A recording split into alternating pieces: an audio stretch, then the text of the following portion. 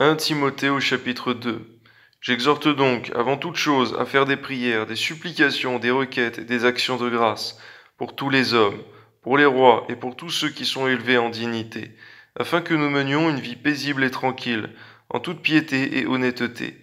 Cela est bon et agréable devant Dieu notre Sauveur, qui veut que tous les hommes soient sauvés, parviennent à la connaissance de la vérité.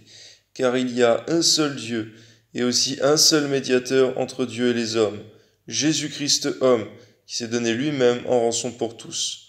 Seigneur, on voit que cela est très clair, Seigneur mon Dieu, et que ça bannit tous les mensonges de ce monde, Seigneur. Que nous n'avons qu'un seul Dieu, un seul médiateur entre Dieu et les hommes. C'est Jésus-Christ, et non pas d'autres.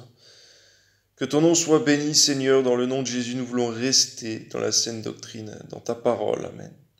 C'est là le témoignage rendu en son propre temps, et pour lequel j'ai été établi prédicateur et apôtre.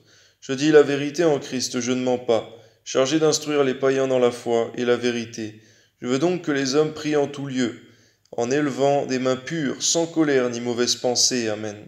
Je veux aussi que les femmes, vêtues d'une manière décente, avec pudeur et modestie, ne se parent ni de tresses, ni d'or, ni de perles, ni d'habits somptueux, mais qu'elles se parent de bonnes œuvres, comme il convient à des femmes qui font profession de servir Dieu. Que la femme écoute l'instruction en silence, avec une entière soumission.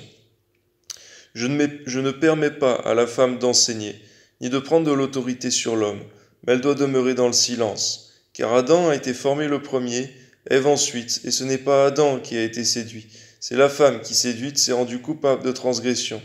Elle sera néanmoins sauvée en devenant mère, si elle persévère avec modestie dans la foi, dans la charité et dans la sainteté. Amen.